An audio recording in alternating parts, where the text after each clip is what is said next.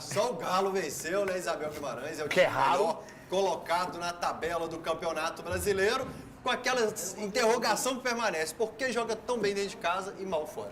Bom, vamos lá, né? Empatamos com o Palmeiras, mostramos um grande futebol, abemos goleiro, defesaça do Otávio e falaremos de mais destaque contra o jogo contra o líder do Campeonato Brasileiro até então, quando jogou contra o Cruzeiro. E o América não ganhou, né? Mas em situações normais, se o América não estivesse amargando, né, tanto tempo na lanterna, um empate com o São Bernardo, né, que é o líder, que vinha embalado de 4 vitórias fora de casa, teria sido um bom resultado.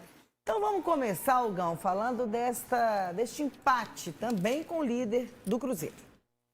Para mim é importante quando nós conseguimos reconhecer dificuldade no adversário, mas conseguimos responder exatamente a mesma moeda. Acho que hoje fomos também um adversário muito difícil para o Palmeiras. A proposta de jogo do Arthur Jorge era muito interessante, né? Porque ele agride os adversários, né? Ele coloca os blocos altos, ele aperta o Palmeiras dentro de casa, apesar do jogo ter sido lá em Barueri, né? Teve um evento no Allianz, então o Palmeiras teve que levar esse jogo, entre aspas, para o interior de São Paulo. Mas o que a gente viu, sem dúvida nenhuma, foi uma grande atuação do Otávio, goleiro que eu pedi muito aqui no programa. Um time que apertou muito a equipe do Palmeiras. A gente dispensa comentários quando se fala de Palmeiras e Flamengo, porque são duas equipes muito qualificadas. Mas o mais importante, o Cruzeiro encara de frente essas equipes, e essas equipes, quando olham para o Cruzeiro, percebem que terão muita dificuldade. Mas, acima de tudo, é muito legal ver um garoto que veio da base, debaixo das traves do Cruzeiro. Respeito muito a história do Cássio, mas fico feliz em ver que esse garoto realmente está se firmando na posição e mostrando que tem total capacidade de continuar na titularidade na equipe do Cruzeiro, Bebel. Agora vamos falar dessa vitória atleticana, Fael. Ufa pra você, Fael. Quando você viu aquele empate ali, você falou, vai repetir a história? Em casa, eu tô confiando muito no desempenho do Galo. O retrospecto tá sendo muito bom. Então vamos ver. É o futebol, né? Eu acredito que naquele momento da vai eu mesmo me coloquei naquela situação, né? Portanto, que eu mesmo fui pedir desculpas, reconheci. Eu sou uma pessoa que reconheço quando eu estou errado e se eu reconheço, o mínimo que eu tenho que ir sem dúvida nenhuma, é pedir desculpas.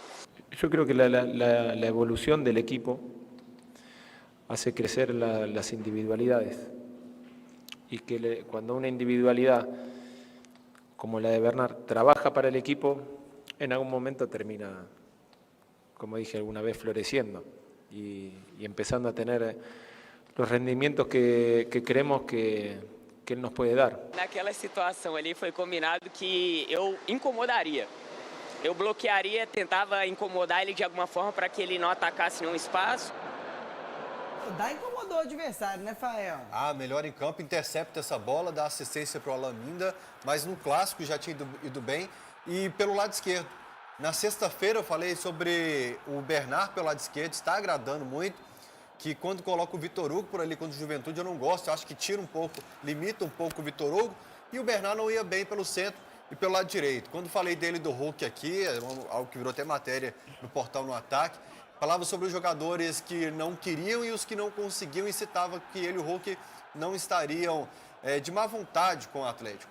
Por isso é bom ver o Bernard se destacando, sendo o melhor em campo contra o Mirassol. Mas o que eu vou falar daqui a pouco, mais uma vez, a molecada, um moleque de 19, um jogador de 23, e no meio da semana, o gol da classificação de um jogador de 18 anos, casando com aquilo que a gente pedia também, que era a molecada tendo oportunidade.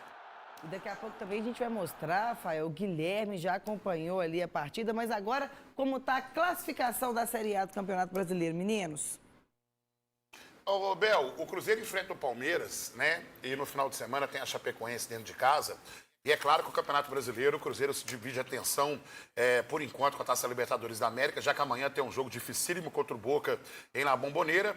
Então, acredito que tenha sido um jogo suficiente contra o Palmeiras, principalmente igualando forças e mostrando aí para Palmeiras, para Flamengo, para os times que estão na parte de frente de cima da tabela ali, que sem dúvida nenhuma vai ser uma equipe que ainda vai incomodar muito no Campeonato Brasileiro. Galo pega Corinthians e Vasco, e na sexta-feira eu cancelaria o treino do Galo, levaria uma psicóloga lá para que a gente tenha o mesmo desempenho fora de casa que a gente vê dentro de casa. Não pode existir uma disparidade tão grande. Então a gente ainda tem um Corinthians que está na zona de rebaixamento fora de casa e depois um Vasco que eu ainda estou na dúvida de quem pode participar sobre a questão de se apresentar para suas respectivas seleções em Copa do Mundo. É o último jogo do Galo antes da pausa para a Copa do Mundo.